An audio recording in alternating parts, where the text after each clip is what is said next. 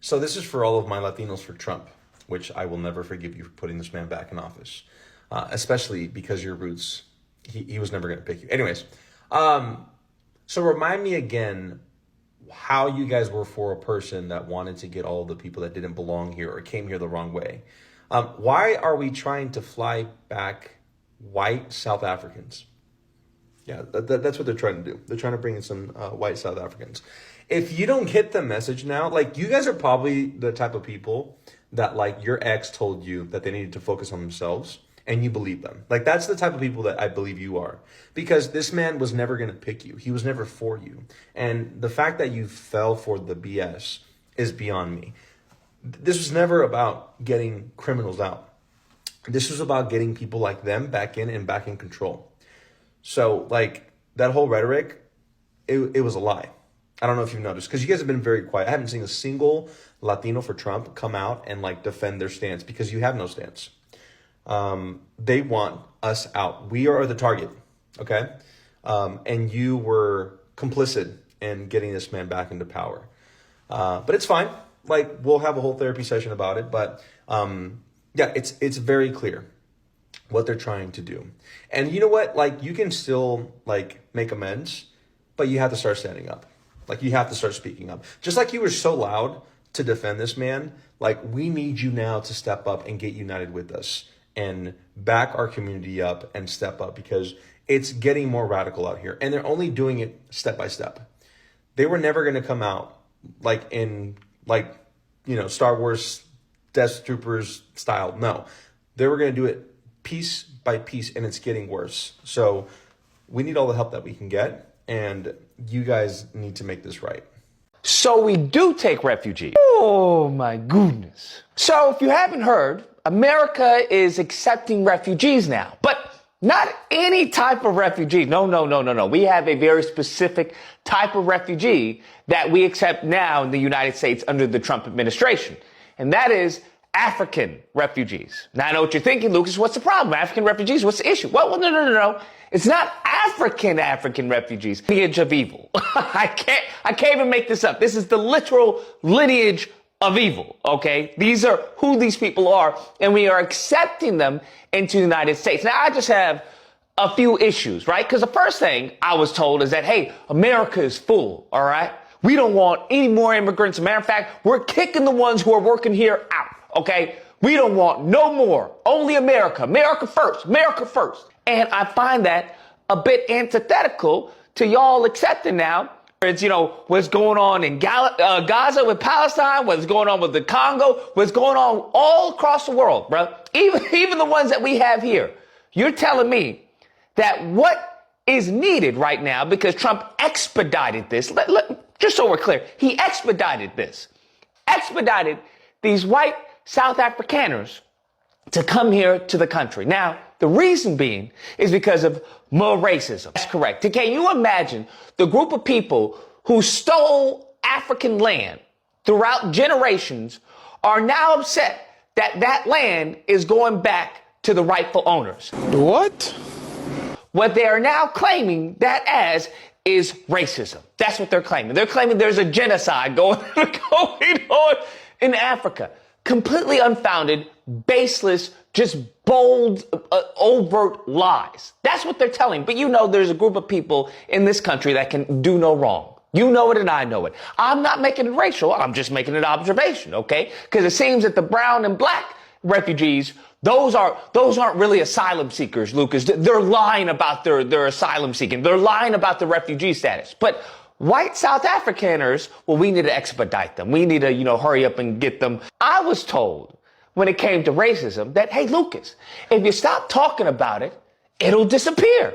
Isn't that what they told me? They love quoting Morgan Freeman, right? That's the quote that they got it from. Lucas, you have to understand, there is no racism. You got to lift yourself up by the bootstraps, okay? If you just put in the work and the effort, racism disappears, okay? There is no racism, all right? You're letting racism hold you back.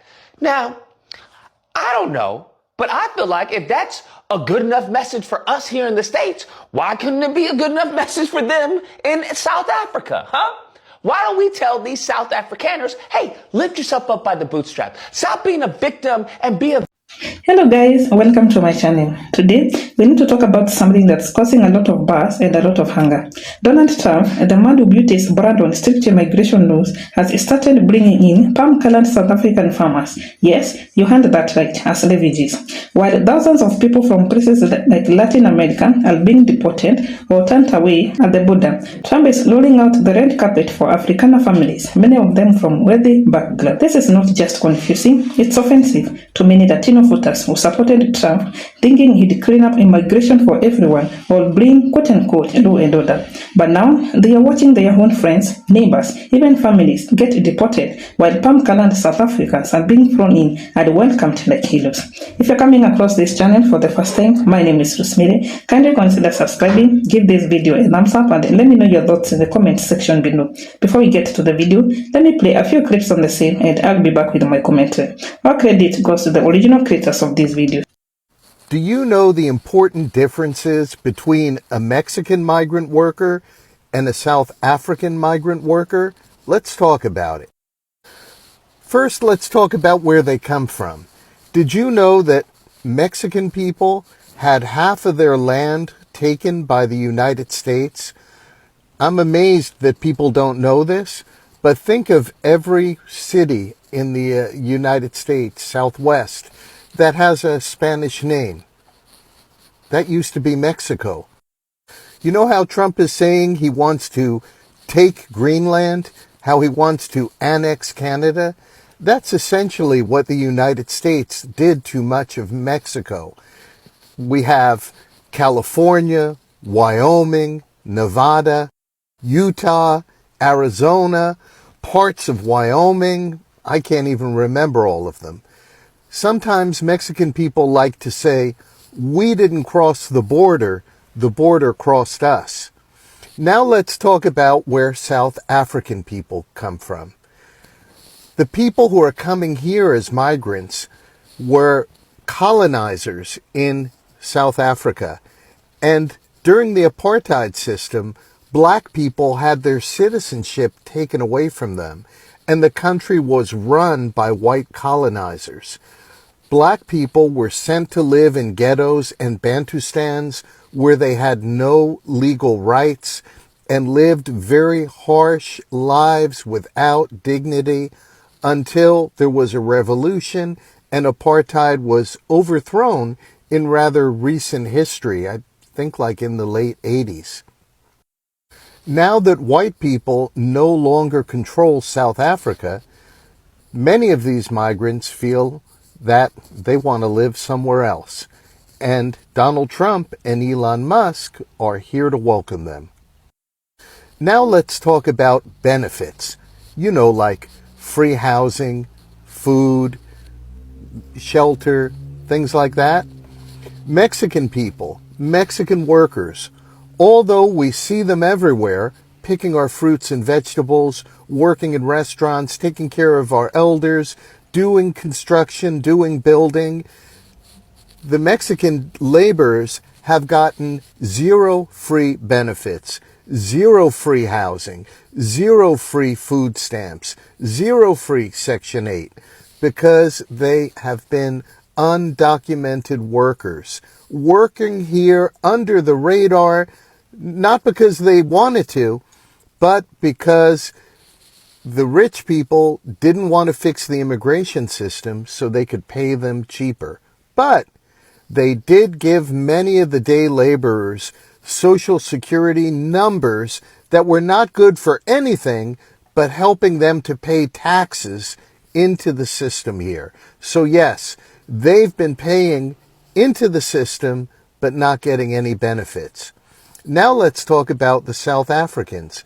They'll be here under refugee status, so they will be entitled to housing, food support, whatever someone on a low income level is entitled to in the state where they live, they will be entitled to it, and perhaps more. I don't know what the deal is that Donald Trump has set up for them, but they will be like the Venezuelan people that were here.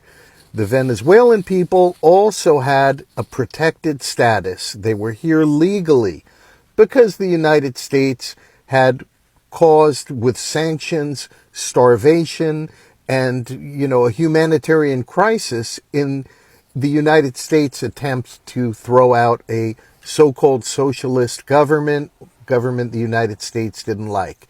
So the South African immigrants will get these benefits that MAGA people like to talk a lot about.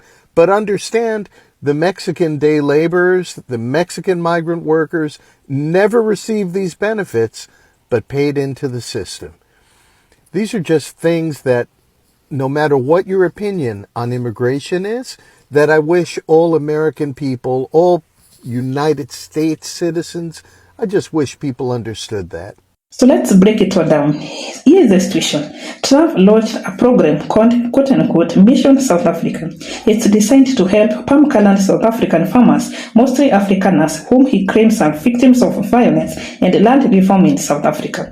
Trump has been saying for years that these farmers are being persecuted and even killed. So there is a lot of debate on whether that's actually true. Under this new program, hundreds of palm-colored South Africans are being allowed into the US as refugees. They are being given housing support and fast-track visas. The first group arrived just weeks ago. Photos shows them smiling, getting help from church groups and being welcomed into American communities. Now, here's the problem. Latino communities are watching all this happening while their own people are being detained, deported, and separated from their families. Some of them even voted for Trump, thinking it would be tough on illegal immigration across the board, not just tough on people of color. But now, it looks like there is a double standard. Trump is not being just tough on immigration, he is being selective. If you are a palm-colored, especially from a Western country, you are welcomed with open arms. But if you are from Latin America or the Caribbean, you are out. Even if you are born in the US, like some Latinos who are still detained by ICE, you are treated like a threat. This feels like racial discrimination, plain and simple. Many Latinos are calling it what it is, palm-colored favorism. They are asking, why are palm-colored South African refugees but not our own people? Let's not forget, many Latino voters backed Trump in 2020 and again in 2024. Some believed in his message about illegal immigration or what he would bring jobs and help the economy. But now, these same voters are realizing that Trump's vision of America doesn't include them. It includes palm-colored foreigners. The irony is real. White Latino citizens are being racially profiled, deported, and blamed for crime. Trump is using government resources to bring in palm-colored migrants and call them victims. Some are even making videos comparing ICE raids on Latino neighborhoods with the way palm-colored South African families are being treated like royalty. They are asking, where is our housing help? Where is our refugee support? Even people who are not politically active are starting to talk. Community leaders, church groups, and everyday folks are sharing their frustration. Many say they regret voting for Trump and they are warning others not to fall into the same trap again.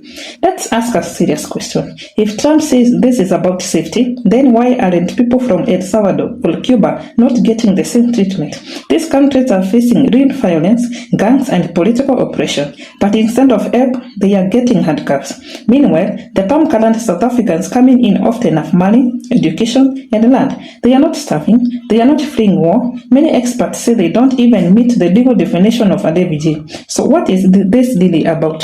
It's about race. That's the uncomfortable truth. This situation is waking a lot of people.